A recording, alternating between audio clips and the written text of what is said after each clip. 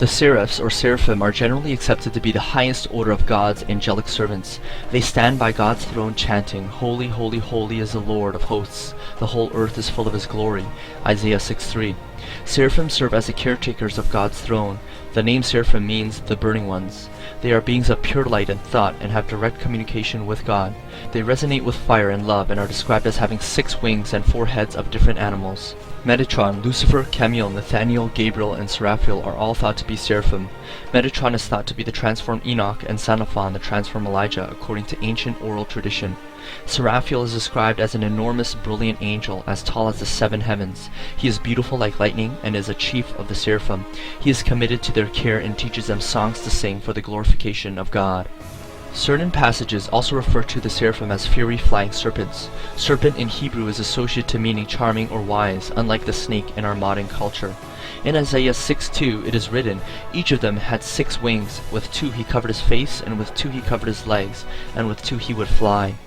Another interpretation is that the word comes from Rapha, meaning healer, and Ser, meaning higher being. There is much confusion in the ranks of angels. Some of the Seraphim are considered archangels, even though the archangels are ranked 6 orders below that of the Seraphim.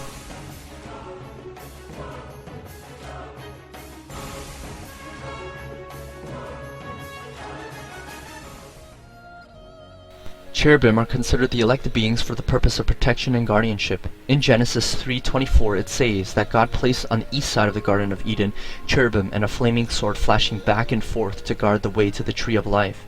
The Hebrew word cherub is translated by some scholars as one who intercedes, and by others as knowledge. They are said to have 4 wings and 4 faces. Exodus 25 talks of how the ark was to be decorated with a cherubim, while 1 Samuel 4:4 says the Lord is enthroned between the cherubim.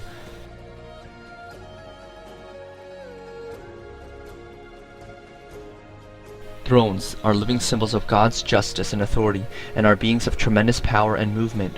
Thrones are known in Scripture as the bearers of justice. They are assigned and associated to planets and the channeling of energy of God throughout the universe. This position makes them some of the most powerful angels in the service of the Lord. Like their counterparts in the second angelic triad, they come the closest to all angels to spiritual perfection, and emanate the light of God with mirror-like goodness. They, despite their greatness, are said to be intensely humble, an attribute that allows them to dispense justice with perfect objectivity and without fear or pride or ambition.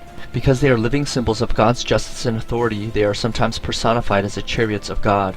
The thrones are said to reside in either the 3rd or 4th heaven.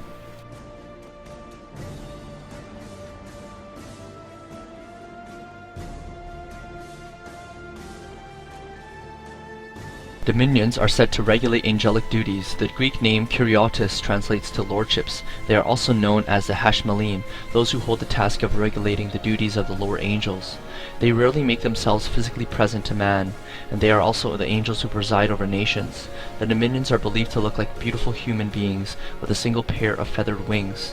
They may be distinguished from other groups by wielding orbs of light fastened to their heads of their scepters or on the pommel of their swords. They have been ascribed to be located in the 2nd heaven.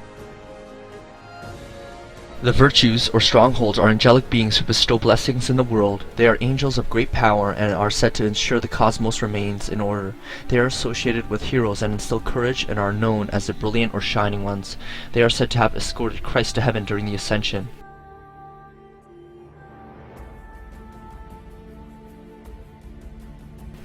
The powers are said to be the first angels created by God and are said to reside along the border between the 1st and 2nd heavens.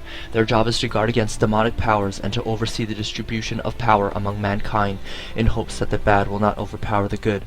They are warrior angels created to be completely loyal to God. However, some believe that many powers have fallen from grace. Some sources indicate that the angel Kemuel was believed to be the leader of the powers, but later fell from grace. Kemuel is also said to have been one of the 7 angels who stand in the presence of God. Legends surrounding Kemuel claim that he wrestled with Jacob and even tried to prevent Moses from receiving the Torah. The principalities are those angels who are in charge of nations and great cities on earth. Later they became the protectors of religious denominations. Another possible chief is Nathanael, who was one of the 7 angels of creation. He is associated with human sexuality and is also the governor of the 2nd heaven. In Jewish and Christian sources there are 7 archangels. All agree on Michael, Gabriel, Raphael, and Uriel. The other 3 are either Metatron, Ramiel, Seraphiel, Anael, Raguel, or Raziel. These angels are said to be the most important intercessories between God and humans, and they are also in constant battle with the sons of darkness. Michael is the only angel in the Bible named expressly as the Archangel.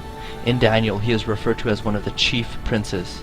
Another possible interpretation of the 7 archangels is that the 7 are the 7 spirits of God that stand before the throne described in the book of Enoch and in the book of Revelations.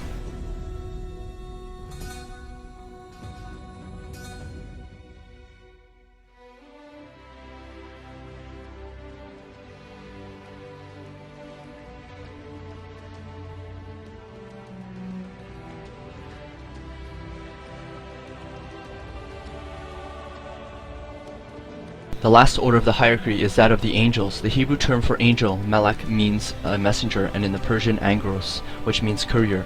They are intermediaries between God and human mortals, often assigned as personal or guardian angels. They concern themselves with the affairs of living things and man. They have varied tasks and duties which encompass their role. Angels are also believed to carry words of knowledge that foretell prophetic and unknown things of divine nature.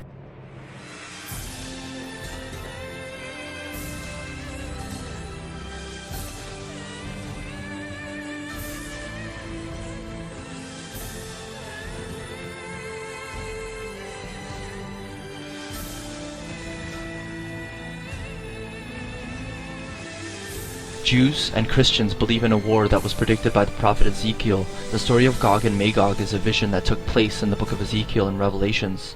Scholars believe that this second appearance in Revelations is a contradiction or a mix-up of biblical timeframes. However, the reference of battle of Gog and Magog in Revelations is not a contradiction, but a prophecy. Gog appears in Ezekiel before the tribulations, and almost 1,000 years later during the millennial reign of Jesus. The one known as the chief of Eshketebal is shrouded in mystery. However, to understand who or what this entity is, we must look at other ancient sources. The first recorded alphabet is in the Sumerian language. It has a word similar to Gog, but is pronounced Gug. Gug translates to darkness. As it is applied to the invader of Magog, it becomes apparent that this entity is a chief fallen angel. This invasion will take place in northern Israel along the golden border of Mount Hermon, where the famous Nephilim king Og is said to have inhabited. In Ezekiel, 5 clues are given to how and when the battle will take place in his first appearance. The prophecy of Gog is about a spirit that will be loosed in the end times, similar to that of the 4 fallen princes that are bound in the Euphrates River. He is said to be like the king of the north, perhaps ruling in the northern region of Turkey or Russia.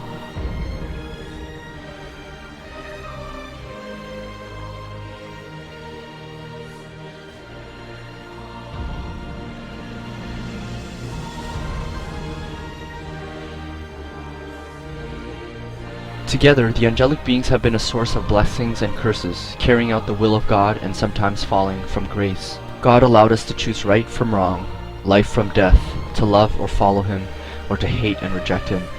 It began with Lucifer in the Garden of Eden appearing as a brilliant, charming angel of light, and we fell into sin, tainting the world that God had made for us. But yet God was not done.